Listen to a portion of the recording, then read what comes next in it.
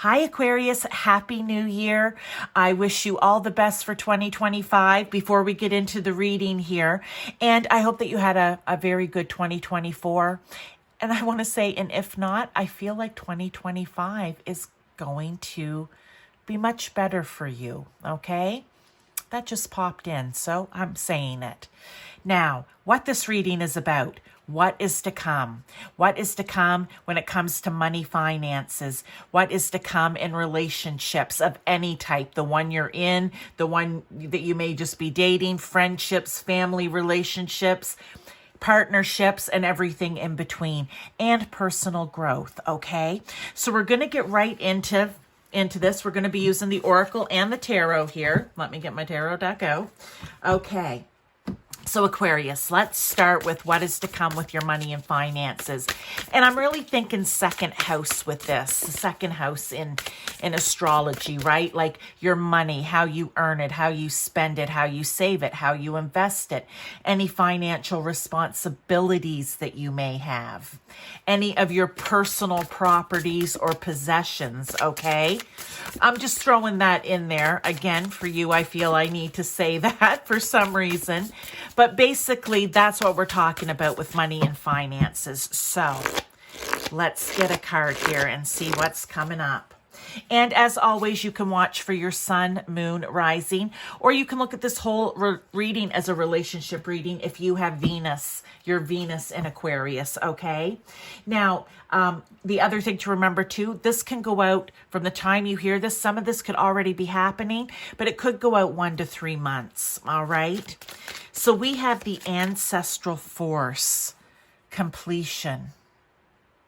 Well, it's funny that I said to you at the beginning, and I hadn't said it yet to any of the other signs, but if maybe your 2024 hadn't been so great, I feel that 2025 is going to be better for you, Aquarius. And maybe because we have completion here. Okay. We also have 21 or the number 3. There's going to be multiple messages in this. First one out with completion is, I feel like whatever issues you have been having with finances and money in any of those ways I said about that second house in astrology, I feel like it's wrapping up, it's coming to an end. And maybe for some of you, that is why whatever was happening in 2024 around money and finances is going to be getting better in 2025. So I just want to say that. I'm going to get a tarot here too.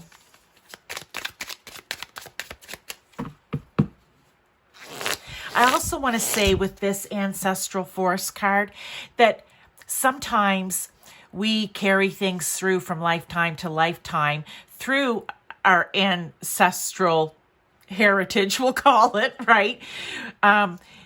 Because somehow we need to break the pattern, or I don't know, I'm feeling for you that somehow you break the pattern for this in your ancestral line, okay? I'm going to say that. The Tower, yeah, you are going, that's so funny. You're going, I'm sure it doesn't feel funny, I don't mean your situation, but somehow in your ancestral line, you fix it, you repair it, you cut it, the tie to it. It's something when it comes to money and finances needs to crash to the ground so that it can be built back up on a solid foundation. That can also just be for you in general, okay? For some of you others, it just needs whatever to do around your money and finances. Something needs to crash to the ground because it's not working. Okay, it needs to come down so that it can be built back stronger, better, solid, just better all around, okay? It almost feels like if maybe you had a bad credit or something like that, you're going to work on building that credit score up now. The thing about the 21, the 3 that I said, because I take it down to a 3, is I feel like for some of you, there needs to be more communication when it comes to your money and finances or anything that I talked about, that second house. Yeah. Okay, so there's different messages in here for everyone. Not all of them are going to resonate. This is collective, right? Collective Aquarius. So one may really hit home. They just want you to be aware of it because it's coming to completion, right? That's why the Tower moment's going to happen. If it's in your ancestral line, it's coming to completion. You not being vocal and talking. And you know what? Sometimes once you say it out loud, you can help to fix whatever issue or problem there may be around it because it is no longer being hidden with shame. Okay, so I'm just going to leave that there. There's plenty of things. So you know what? If you have to go back and listen again, then do that. But there was quite a lot packed into these two cards for you, Aquarius. But let's move on to relationships. And like I said, this can be any relationship in your life in any area from platonic through to romantic, partnerships, business, everything, right? So again, if this hits home, it's your message. So let's see what they've got for us. Poverty. If this didn't happen in some of the other piles too, where this card was tying back into this. So I'm just going to say number 37 or number 10. 10 is also the ending of a cycle. But this is about relationship, but I just want to say how it's tying back into here too. When it comes to relationships and I see the poverty card, the first thing that I think of is there something in one of your relationships that has just run its course? The cup of love is now empty. There's just nothing left. It's barren. Nothing's growing. Okay, there's going to be more to that. All right, so let's just get it. Let's get the tarot out. It's time to sweep it away. That may resonate for some of you, okay? If it has it's run its course. The Queen of Wands. Yeah, there's no more passion. Yeah, that is for some of you in the relationship, okay? You might not have confidence in the relationship anymore. I don't know how that would be, but if it resonates, it resonates, right? You've already been courageous even here. You've put in the good fight. But maybe it's time it's run its course. The other part that I want to talk about here with the relationship is, and remember too, I don't know if I said it, this could be one that you're already in, but it's almost like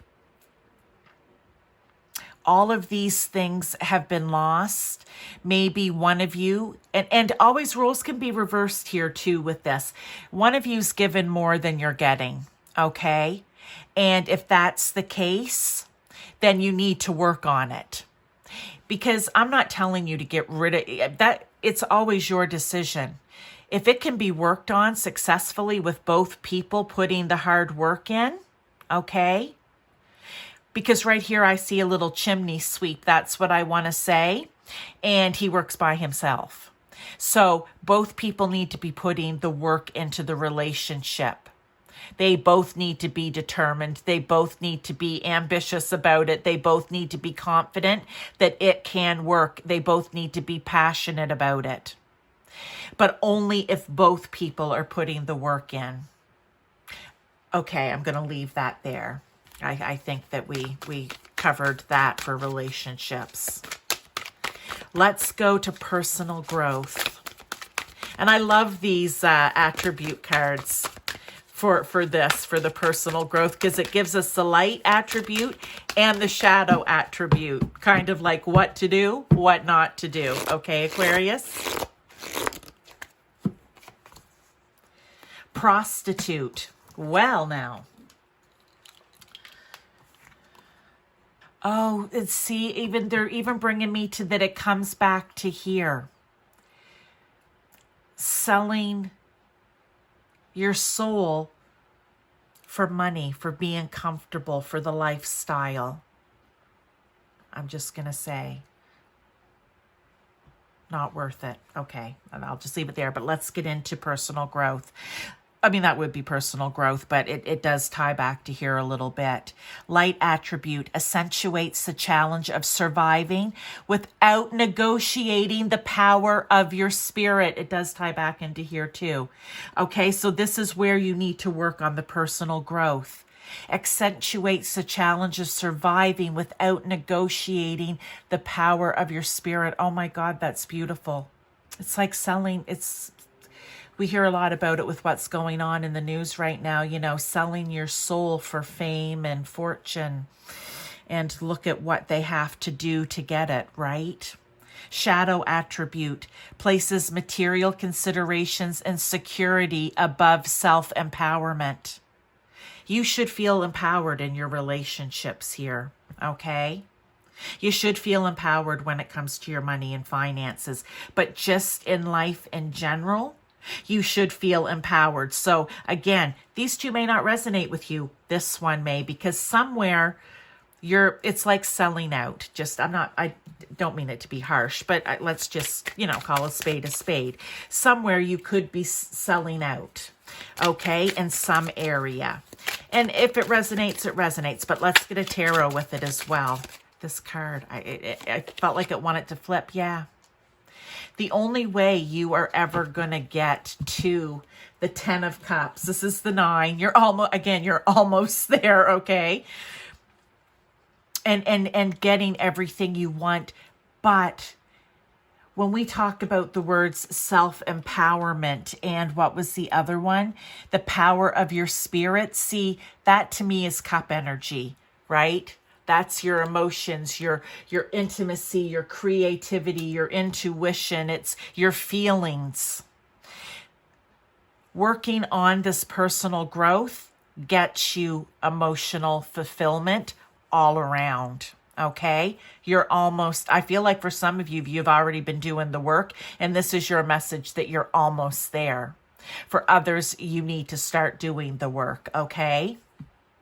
So I hope that you enjoyed this, Aquarius. Like I said, you may resonate with 1, 2, or all 3 of the messages that have come out here. And there's even multiple messages within each set of cards. But I wish you all the best with this. And like I said, I really feel for you, 2025 is going to be your year, Aquarius, okay?